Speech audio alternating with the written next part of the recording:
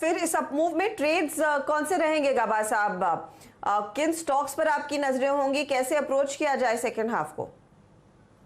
मुझे लगता है एशियन पेंट्स में अच्छी लगता है, अच्छा बेस बना हुआ है, बहुत अच्छा मुंह मिला है। इसका टेक्निकल टारगेट मुझे लगता है एशियन पेंट्स का होना चाहिए 1600 के करीब, स्टॉप होगा 1500। तो एशियन पेंट्स में एक बाइंग नजर आती है। और दूसरा है इसी क्षेत्र से, वो है बर्जर पेंट। बर्जर पेंट में कह सकते हैं कि एक अपमूव मिलेगा यहाँ पर। ऑन द अपसाइड जो टारगेट है बर्जर पेंट्स के करीब करीब 480 के हैं, स्टॉप होगा 453 के। मेरे ख्याल से एशियन पेंट्स और बर्जर पेंट दोनों ही में तेजी नजर आती है।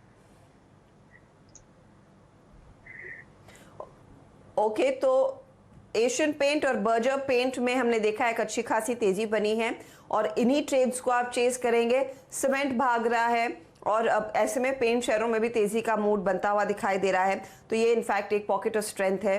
दाव, दिग्गज और मिड कैप स्टॉक्स दोनों पर लगाइएगा। चलिए अब इस समय देख लेते हैं कि मिड कैप शेयरों में कहाँ एक्शन है। 170 अंक ऊपर दरअसल इंडेक्स है और आप कह सकते हैं आज का दिन अच्छा साबित हो रहा है।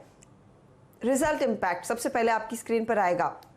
जुबलेंट फूड, अजंता फार्मा, जेके लक्ष्मी सीमेंट, ये वो स्टॉक्स है जहां पर नतीजे अच्छे रहे और उसका पूरा फायदा आज स्टॉक्स में बनता दिखाई दिया है। इनमें हमने देखा है काफी अच्छी तेजी और अच्छे वॉल्यूम्स के साथ खरीदारी हुई है। एविएशन शेयरों में फिर से पंख लगे हैं। स्पाइस जेट ऑफ कोर्स 5% तक का इसका अपर सर्किट होता है, तो उसमें तेजी बनी आज सुबह खुलते ही। स्पाइस जेट में हमने देखा है तेजी के साथ साथ इंटरग्लोब एविएशन में भी अच्छी खासी बढ़त है और वायदे बाजार में यहाँ पर ज्यादा स्कोप है तेजी का, 8% ऊपर वो शेयर। कंजम्पशन से जुड़े हुए शेयर, चाहे वो पीवीआर जैसे काउंटर्स हो, सिनेमा मल्टीप्लेक्स वाले होटल शेयर हो, इंडियन होटल जैसे, ट्रेंट जैसी कंपनियां हो, गोदरेज एग्रोवेट हो या फिर बर्जर पेंट जिसका जिक्र गाबा साहब कुछ देर पहले कर रहे थे, इन सब में अच्छी खासी बढ़त देखने को मिली है। दूसरे कुछ सेक्टर्स जो बजिंग हैं उसमें आप देखिएगा सिंजीन में तेजी है, कैडला हेल्थ केयर जैसे काउंटर्स, मिड कैप बैंकों में कैनरा बैंक ऑफ बड़ौदा में तेजी बनती दिखाई दे रही है और टू व्हीलर में बजाज ऑटो का फायदा टीवीएस मोटर जैसे स्टॉक्स को भी मिला है। आईआरसीटीसी, एनएमडीसी ये दूसरे गेनर्स हैं आज के ट्रेड के, लेकिन कुछ ऐसे काउंटर्स है जहां पर दबाव है, उसमें अदानी पावर है, साथ ही साथ बंधन बैंक, एलएनटी टेक्नोलॉजी जैसे स्टॉक्स में आज कुछ मुनाफा वसूली के अंश देखने को मिले हैं। तो ये मार्केट का अब तक का अपडेट है, लेकिन अब फोकस करेंगे एविएशन कंपनियों पर। और गाबा साहब इंटरग्लोब एविएशन का चार्ट आप निकालिए।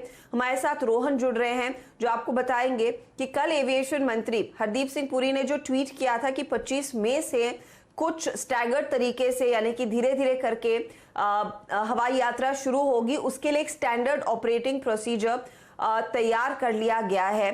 तो उस पर रोहन हमारे साथ जुड़ गए हैं। रोहन, मेरा पहला सवाल आपसे यही होगा कि क्या डिटेल्स हैं, कितनी फ्लाइट्स उड़ान भर पाएंगी, किस तरह के एहतियात इन एयरलाइन कंपनियों को बरतने पड़ेंगे?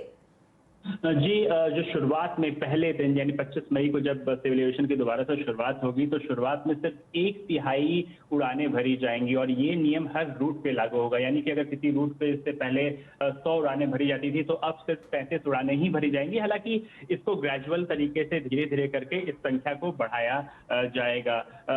शुरुआत में एक और चीज जो महत्वपूर्ण है इस पूरे एसओपी में कि जो प्राइस है वो सरकार कैप करेगी, लोअर और अपर दोनों, यानी कि एक न्यूनतम फेयर भी रहेगा और एक अपर फेयर भी होगा जिसको एक्सीड नहीं कर सकती हैं एयरलाइंस, ताकि एयरलाइंस को भी बहुत ज्यादा नुकसान ना हो और पैसेंजर्स को भी बहुत ज्यादा पे ना करना पड़े, इस बात का ख्याल रखा जाएगा। तीसरी जो महत्वपूर्ण चीज है कि किसी भी तरह का कोई फिजिकल चेक इन या फिजिकल पेपर वर्क नहीं होगा। जो passengers confirm web check in है उनको ही अनुमति दी जाएगी और इसके अलावा आपको हर जगह, आपको एयरपोर्ट से लेकर एयरलाइन के अंदर जो क्रू है वो पूरी तरह से प्रोटेक्टिव गियर में, सिर्फ मास्क नहीं बल्कि उनको पूरा जो है पूरा फुल गियर में वो आपको दिखाई देंगे। क्वारंटीन को लेकर साइलेंट है पूरी तरह से ये जो एसओपी है वो, कि अगर पैसेंजर जाता है तो क्या उसको क्वारंटीन करने की जरूरत है, इसको लेकर कॉल एमएचए या स्टेट गवर्नमेंट को लेना होगा। और दूसरी चीज की जो पैसेंजर है जो कि एसिम्प्टोमेटिक है उनके लिए क्या है, तो उनके लिए फिलहाल सिर्फ स्क्रीनिंग की व्यवस्था है और उनको सेल्फ डिक्लेरेशन पे ही दिया जाएगा। तो ये कुछ चीजें, कुछ महत्वपूर्ण नियम बनाए गए हैं और धीरे धीरे इन नियमों को रिलैक्स किया जा सकता है जैसे जैसे चीजें बदलेंगी। जो सिविल एविएशन के सूत्र हैं वो हमें बता रहे हैं। ओके, तो आपने ये बताया कि किस तरह की तैयारी एयरलाइन कंपनियों ने कर ली है, लेकिन पैसेंजर्स अज्यूमिंग मुझे दिल्ली आना हो काम से, रोहन मुझे क्या एहतियात बरतने पड़ेंगे, मुझे किस तरह का डिक्लेरेशन देना पड़ेगा, उसके लिए भी जो स्टैंडर्ड ऑपरेटिंग प्रोसीजर है वो भी डिटेल कीजिए। आपको बिल्कुल एयरपोर्ट पे एंट्री करने से लेकर बोर्डिंग, चेक इन और एग्जिट तक हर मोड़ पर कई सारे नियमों का पालन करना पड़ेगा। सबसे पहले तो आपको 2 घंटे पहले एयरपोर्ट पे पहुंचना पड़ेगा, ये नियम में कहा गया है। साथ ही आपको आरोग्य सेतु को रखना पड़ेगा। अगर मान लीजिए अगर आरोग्य सेतु में आपका रेड स्टेटस है तो आपको एंट्री नहीं दी जाएगी। अगर आपके पास आरोग्य सेतु ऐप नहीं है, उस केस में आपको एक सेल्फ डिक्लेरेशन फॉर्म भरना पड़ेगा, जिसमें आपको जानकारी देनी पड़ेगी कि पिछले 2 महीने में आप किसी भी कोविड पॉजिटिव पेशेंट के पास नहीं थे, आपका स्टेटस नेगेटिव नहीं है, पॉजिटिव नहीं है। इस तरह की कई सारी जानकारी आपको देनी पड़ेगी। उसके बाद जब आप एंटर करते हैं तो कम से कम 1.5 मीटर की दूरी आपको एयरपोर्ट पर भी बना के रखनी पड़ेगी। मास्क का पालन तो करना ही पड़ेगा, और मास्क तमाम जो एयरलाइंस है उनको भी कहा गया है कि वे मास्क प्रोवाइड करें। जो फूड काउंटर्स होते हैं, जब आप एयरपोर्ट पर पहुंचेंगे तो वहां भी बहुत सारे नियमों का पालन, आप सिर्फ टेक अवे ले जा पाएंगे शुरू में। एयरलाइन के आप अंदर जाते हैं तो एयरलाइन आपको किसी भी तरह की फूड सर्विस नहीं दी जाएगी। अगर आप वल्नरेबल कैटेगरी में आते हैं, जो कि गर्भवती महिलाएं हैं, बूढ़े लोग हैं, उनके लिए पूरी तरह से प्रोहिबिटेड है यात्रा करना। अखबार भी आपको, पत्रिका भी किसी तरह की उड़ान में नहीं दी जाएगी। टॉयलेट का इस्तेमाल करने के लिए जो है अवॉइड करने के लिए कहा गया है कि आप मिनिमम उसका इस्तेमाल करें। और जब आप एग्जिट करेंगे, एक बार फ्लाइट आपने बोर्ड कर लिया, उसका जब एग्जिट करेंगे तो आपको एक साथ नहीं निकलना है। जो एयरपोर्ट अथॉरिटीज हैं वो इंश्योर करेंगे कि आप बैचेस में एग्जिट करें। तो इस तरह के डिटेल्ड नियम लाए गए हैं, और पैसेंजर्स को हर मोड़ पे ही इसको सोशल डिस्टेंसिंग के नियमों का पालन करना पड़ेगा। रोहन, मेरा एक और एंसिलरी सवाल है। कल हरदीप सिंह पुरी ने ये भी मेंशन किया था कि वो बीच वाली सीट खाली रखने में कोई मतलब नहीं है, उससे फेयर्स बढ़ सकती हैं। तो क्या इस समय वो एसओपी में साफ कर दिया गया है कि सभी सीटें भरने की इजाजत होगी, और फेयर्स का क्या सरकार कुछ नियंत्रण करना चाहेगी इनिशियली? जी, जो बीच की सीट को लेकर एक तरह से सरकार ने, हालांकि एसओपी में इसको लेकर नहीं है, लेकिन सरकार ने अलग अलग चैनल से कई बार साफ कर दिया है कि उनको बीच की सीट खाली रखने का बहुत ज्यादा लॉजिक नहीं है, क्योंकि इस तरह का कोई, ना तो अब तक का कोई रिसर्च है कि बीच की सीट खाली रखने से कोई फायदा, और ना ही जो एयरलाइंस है उनके लिए भी ये बहुत ज्यादा प्रैक्टिकल नहीं है कि वो बीच की सीट खाली रखें। तो इसलिए फिलहाल बीच की सीट को लेकर कोई नियम नहीं है, यानी कि एयरलाइन जो है वो सारी सीटें भर सकेंगी।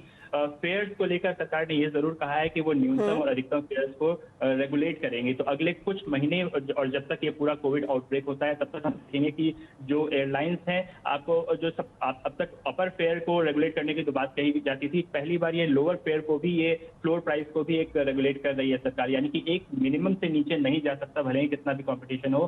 तो आपको बहुत ज्यादा सस्ती उड़ानें नहीं मिलेंगी आने वाले दिनों में आपको। हालांकि ये जरूर है कि बहुत ज्यादा महंगी भी नहीं होगी, लेकिन बहुत ज्यादा सस्ती उड़ानें शायद ना मिले। तो प्राइस रेगुलेशन होने वाला है फेयर्स में। बहुत बहुत शुक्रिया रोहन इस अपडेट के लिए। तो स्टैंडर्ड ऑपरेटिंग प्रोसीजर तैयार कर लिया गया है एविएशन मिनिस्ट्री की ओर से, वो डिटेल्स सामने आ गए हैं। अब गाबा साहब, आपसे एक बहुत सिंपल सवाल है, ये सब सुनकर कि इतनी सारी चीजों का ख्याल रखना है, आप क्या बेहतर सोचते हैं, एक फ्लाइट बुक करना या फिर इंटरग्लोब एविएशन में ट्रेड लेना? कठिन जवाब। फ्लाइट, मैं तो बॉम्बे में हूँ, मुझे कहाँ फर्क पड़ता है, लेकिन मुझे लगता है इंटरग्लोबल एविएशन का जो अच्छा बेस बना हुआ है, टेक्निकल रूप से चार्ट बढ़िया है, इसका लगता है कि मुझे टारगेट ऑन द अपसाइड कुछ 1200 के नजर आते हैं, लेकिन उससे वक्त लगेगा। बेस बना हुआ है, ज्यादा कुछ गिरावट यहाँ पर नजर नहीं आती, तो अपसाइड ऑन है। तो एक मेरे ख्याल से इंडिगो लेना चाहिए। मैं अभी ट्रेवल का मौका कहाँ है, जिसको ट्रेवल करना है वो तो जरूर ट्रेवल करेंगे, और करना भी चाहिए। काफी लोग फंसे हुए हैं जो घर के बाहर है। ओके, तो इंटरग्लोब एविएशन में एक बेहतर ट्रेड दिख रहा है, एक अपॉर्चुनिटी है, और स्टॉक पे हमने देखा कल से बहुत तगड़ी शॉर्ट कवरिंग भी हुई है, और आज एडिशनल तेजी देखने को मिली है इंटरग्लोब एविएशन में। एक दो स्टॉक स्क्रीन पर लेकर आते हैं। अदानी गैस, अगर हो सके डायरेक्टर साहब फायर कीजिए। 3.5% ऊपर है काउंटर, और कार्यक्रम की शुरुआत में से ही, यानी कि पिछले 10 मिनटों में हमने देखा इसमें तेजी जो है वो बढ़ती दिखाई दे रही है। वॉल्यूम पिकअप भी है अदानी गैस में। कल हमने गेल और आईजीएल की बात की थी, कल परसों में। आज अदानी गैस में हमने देखा एक अच्छा मूव आया है। गाबा साहब, अदानी गैस चार्ट चेक दीजिए। बहुत अच्छा स्पॉट किया आपने अदानी गैस। मुझे लगता है इसका स्टॉप होना चाहिए 108 का। अब मूव ऑन है, कहां तक जाएगा? 116 से 120 तक एक उम्मीद कर सकते हैं। मेरे ख्याल से ले लेना चाहिए, और मेरे ख्याल से ले लेना चाहिए। ओके 116 से 120 की तैयारी, 110 111 पर है स्टॉक। अच्छा, पेट्रोनेट एलएनजी पर भी एक बार नजर डालिएगा आवाज साहब, क्योंकि वहां पर भी हम देख रहे हैं एक मोमेंटम है और ये भी ट्रेडर्स के पसंद का काउंटर है। ये भी अच्छा